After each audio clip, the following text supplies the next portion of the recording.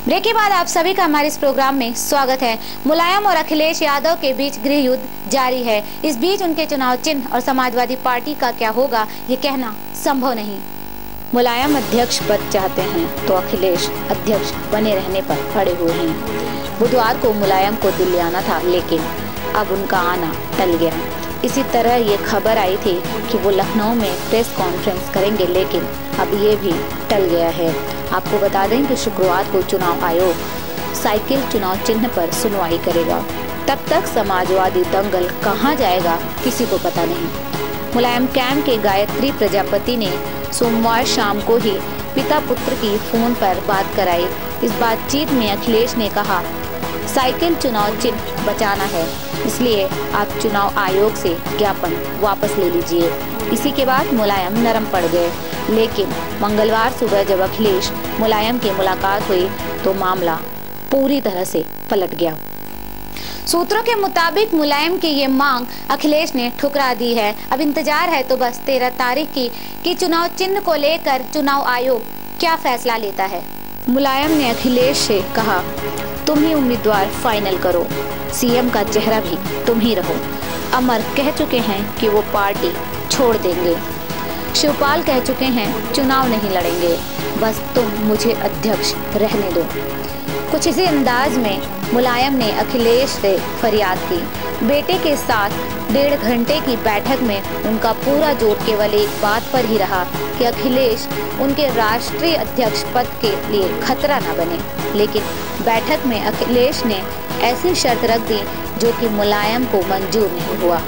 अखिलेश ने कहा, आप अध्यक्ष बन जाइएगा, लेकिन 2.5 महीने बाद, तब तक चुनाव भी खत्म हो जाएंगे। समाजवादी सूत्रों के मुताबिक अखिलेश यादव से बैठक में मुलायम सिंह यादव ने क्या कहा, आइए जानते हैं। मुलायम ने जवाब देते हुए कहा, तुम्हारी ये शर्त मुझे 2.5 घंटे भी कबूल नहीं है। उन्होंने कहा, तुम्हारी सारी बात मान ली, अब अगर सम्मान भी नहीं दे सकते तो मुझे तुम्हारी शर्त मंजूर नहीं। उन्होंने कहा, याद रखो, जब तुम लोकसभा चुनाव हारे थे तो हम पर भी तुम्हें हटाने का बहुत दबाव था, लेकिन हमने तुम्हें मुख्यमंत्री बनाया।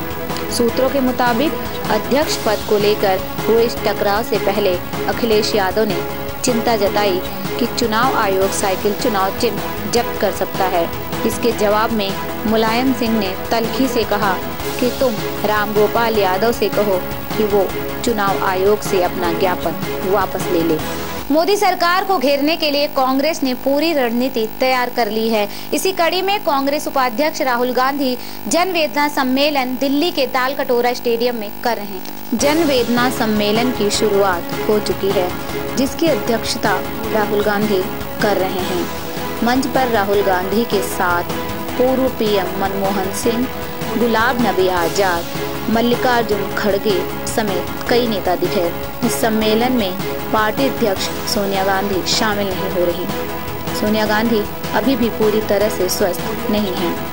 जनवेदना सम्मेलन में 5000 से अधिक प्रतिनिधियों के हिस्सा लेने की उम्मीद है। सूत्रों की माने तो इस दौरान देश भर से आए कांग्रेस के 5000 डेलीगेट्स को बुकलेट बांटी गई, जिसमें मोदी सरकार के 2.5 साल के कार्यकाल की विफलताएं भी होंगी और केंद्र में नोटबंदी को रखा जाएगा। इस दौरान बताने की कोशिश होगी कि किस तरीके से मोदी सरकार ने विदेशों से काला धन लाकर 15 लाख रुपए देने का वादा किया, जो झूठा निकला। अब नोटबंदी के जरिए देश की जनता को मुश्किल में डाल दिया।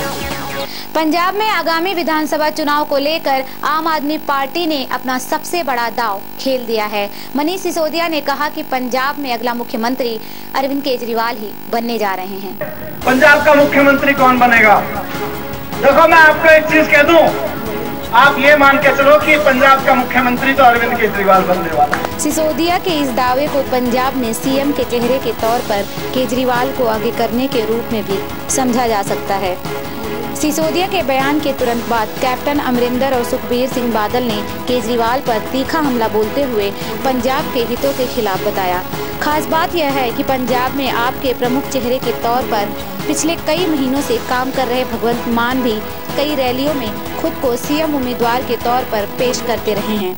अमरिंदर ने यह भी चेताया कि केजरीवाल के केंद्र विरोधी रुख से राज्य का केंद्र सरकार के साथ टकराव होगा। और इससे उसकी प्रगति में बाधा होगी। दिल्ली भाजपा प्रमुख मनोज तिवारी ने कहा कि घटनाक्रम ने केजरीवाल की सत्ता के प्रति लालच को उजागर कर दिया है। तिवारी ने संवाददाता सम्मेलन में कहा, दुर्भाग्य है कि एक आदमी जिसने दिल्ली नहीं छोड़ने का वादा किया था, अब वह पंजाब के लोगों को धोखा देने के लिए 2 साल में ही दिल्ली की जिम्मेदारी से भाग रहा है। आज के हमारे इस प्रोग्राम में बस इतना ही। देश और दुनिया की तमाम खबरों के लिए बने रहिए हमारे साथ। देखते रहिए समाचार टाइम 24। नमस्कार।